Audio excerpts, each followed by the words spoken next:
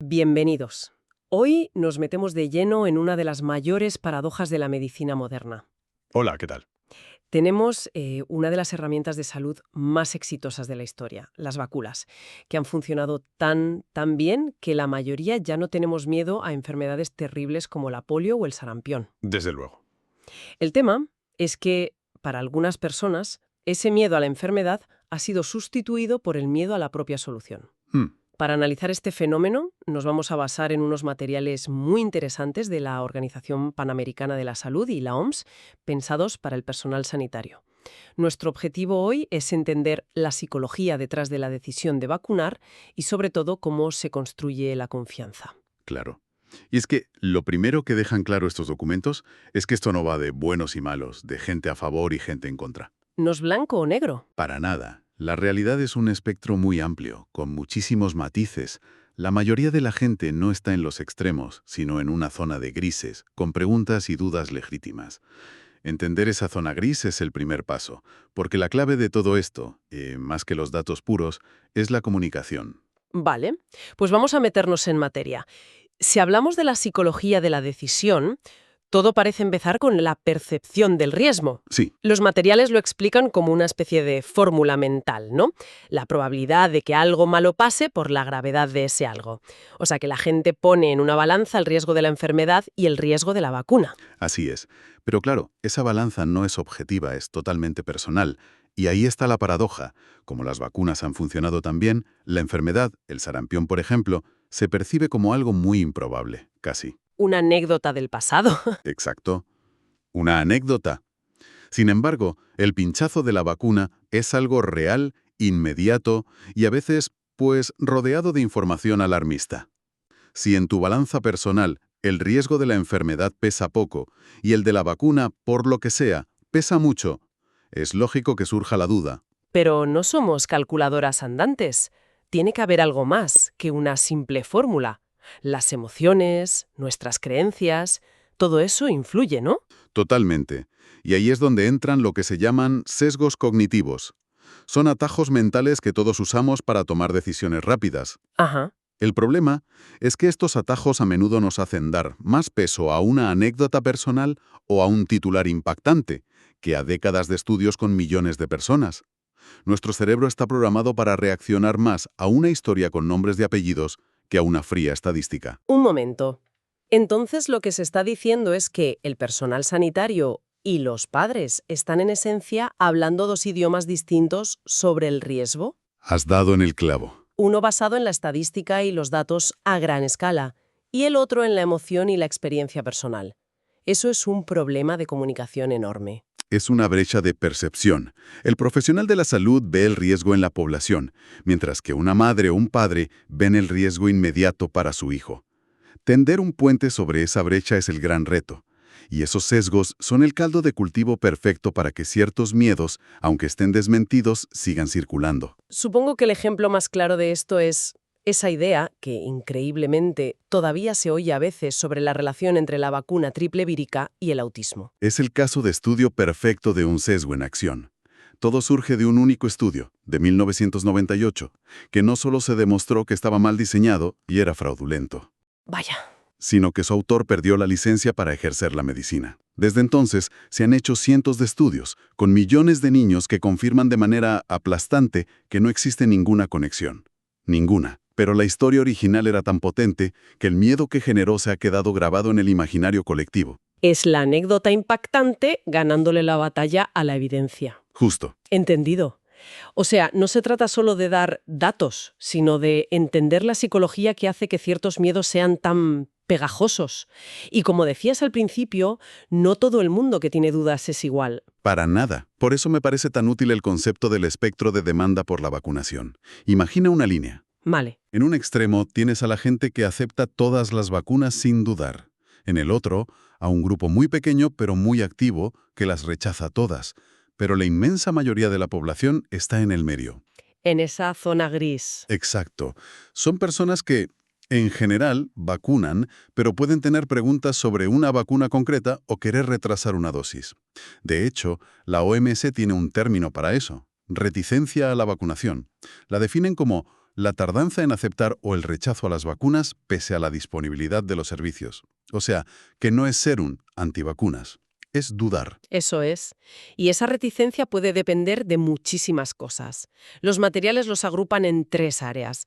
Factores del contexto, ¿sabes? La confianza en el sistema de salud, la cultura. Claro, factores individuales como tu propia percepción o la opinión de tu entorno y factores de la propia vacuna. Lo fundamental es entender que alguien con preguntas no es un enemigo, es alguien que está en medio de ese espectro y necesita una conversación. ¿Vale? Si la mayoría de la gente está en esa zona de duda razonable, la pregunta del millón es, ¿cómo se aborda esa conversación para construir confianza? Pues hay estrategias, sí, y muy concretas. La principal recomendación para iniciar la conversación es usar lo que llaman el modelo presuntivo. A ver, eso del modelo presuntivo me suena un poco autoritario, ¿no? ¿No se arriesga el personal sanitario a que los padres se pongan a la defensiva? Es una muy buena pregunta. Y la clave está en el tono y en la reacción. No es una orden, es una recomendación clara. En lugar de preguntar ¿qué han decidido sobre las vacunas?, se dice algo como bueno, hoy tocan las vacunas de los 2 meses para protegerle de estas enfermedades. Se presenta como lo normal, lo estándar. Exacto, como el siguiente paso lógico en el cuidado del bebé. Y los estudios demuestran que para la mayoría de padres que ya están predispuestos a vacunar, esto es tranquilizador. ¿Y si no funciona? ¿Si los padres dudan? Ahí está la clave. Si ante esa frase los padres expresan dudas, el profesional no debe insistir. Ese es el momento de cambiar de estrategia al instante y pasar al modelo participativo. Vale. El no o la duda no se ven como un fracaso, sino como una invitación a hablar. Entiendo. Ahí es cuando se abre el diálogo de verdad con preguntas abiertas del tipo ¿qué han oído sobre estas vacunas? ¿O hay algo que les preocupe? Es el momento de escuchar, más que de hablar. Ahí le has dado. Es un cambio de rol, de instructor a consejero. Y hay un punto que me parece crucial y que se repite mucho. La responsabilidad de que el mensaje se entienda es siempre del emisor, del profesional sanitario, no de los padres. Ya. Se trata de escuchar sin juzgar, de validar sus preocupaciones y de construir desde la empatía. ¿Y en esa conversación qué funciona mejor? A menudo oímos hablar del beneficio para todos, de la inmunidad de rebaño. Lo que de verdad cala es centrarse en el beneficio individual y directo para su propio hijo. Claro, el mensaje más poderoso es, esta vacuna es para proteger a tu hijo de una enfermedad que para él o ella puede ser muy grave. Es un argumento directo, personal y emocional. Claro, y en esa conversación sobre el cuidado del niño, me imagino que sale otra de las grandes dudas. La idea de si son demasiadas vacunas a la vez. Esa sensación de sobrecargar el sistema inmunitario de un bebé no es una preocupación comprensible. Es totalmente comprensible y es una pregunta muy habitual. La respuesta que se ofrece es muy gráfica. El sistema inmunitario de un bebé es increíblemente potente. Mm, Cada día se enfrenta y vence a cientos, si no miles de nuevos gérmenes. Un simple resfriado común representa un desafío infinitamente mayor para su sistema inmunitario que todas las vacunas del calendario juntas. o sea que las vacunas son como un entrenamiento muy ligero. Exacto. Usan solo versiones muy debilitadas o pequeños fragmentos de los gérmenes, lo justo para entrenar a las defensas. Retrasar o espaciar las vacunas en contra de la pauta solo consigue una cosa: alargar el tiempo que el niño está vulnerable. Hemos hablado de construir confianza con palabras, con empatía, pero se me ocurre que toda esa confianza verbal se puede hacer añicos por una sola mala experiencia física, sobre todo cuando se trata del dolor de un niño. Absolutamente. De hecho, los materiales le dan una importancia enorme. La vacunación es probablemente el procedimiento médico doloroso más común en la infancia. Claro, y a casi la mitad de los padres les preocupa mucho del dolor que va a sentir su hijo. Si la experiencia es traumática para el niño y para los padres, es normal que haya reticencia la próxima vez. Por eso, gestionar el dolor no es un extra, es una parte fundamental. Ponte en la piel de unos padres primerizos. Llevas meses protegiendo a tu bebé de todo, y de repente una persona se acerca con una aguja. Aunque sepas que es por su bien, el instinto protector tiene que ser abrumador. Desde luego, por eso las técnicas que se proponen son tan importantes, y son sencillas pero con base científica. En lactantes, lo más efectivo es amamantar durante la inyección. ¿En serio? ¿Durante? Sí, durante el pinchazo. Se ha demostrado que el contacto, la succión y el sabor dulce reducen drásticamente el llanto. La posición también es clave. Siempre sostener al niño en brazos. Dejarlo tumbado solo en la camilla aumenta su estrés. Y para niños un poco más mayores, ¿qué funciona? La distracción es la reina. Un vídeo en el móvil, un juguete, hacer burbujas o simplemente hablarles de sus dibujos animados. Cualquier cosa que desvíe su atención. Ajá. ¿Y qué es lo que solemos hacer mal? ¿Hay alguna práctica común que en realidad no ayude? Pues sí, por ejemplo, las cremas anestésicas. Suenan bien, pero tardan entre 30 y 60 minutos en hacer efecto, lo que no es nada práctico en una consulta. Claro. Y otra cosa que se desaconseja es dar paracetamol o ibuprofeno antes de la vacuna, para prevenir la fiebre. No hay evidencia de que evite el dolor del pinchazo, y algunos estudios sugieren que podría disminuir un poco la respuesta de la vacuna. Si aparece fiebre después, entonces sí se trata, pero no de forma preventiva. Vale, hemos desmontado mitos específicos, hablado de estrategias, de la experiencia física, pero queda la pregunta de fondo, la que lo engloba todo, la seguridad general. ¿Cómo se puede transmitir con certeza que las vacunas son seguras? Es la pregunta fundamental y la base de la confianza. La respuesta se basa en dos pilares. Primero, un proceso de aprobación extraordinariamente riguroso, años de ensayos clínicos con miles de personas.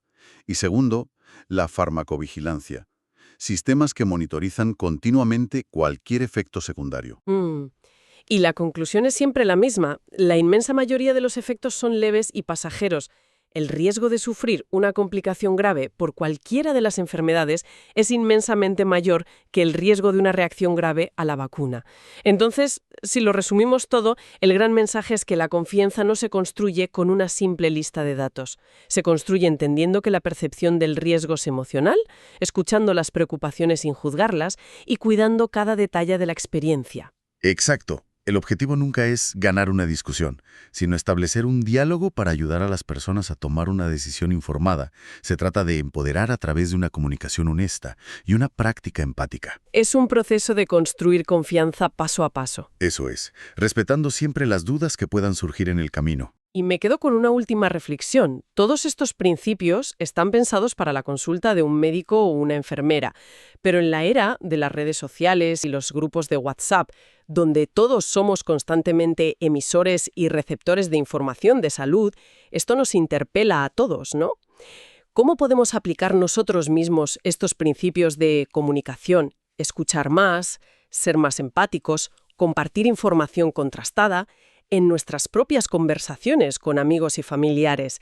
Quizás construir un diálogo más sano sobre la salud es una responsabilidad compartida.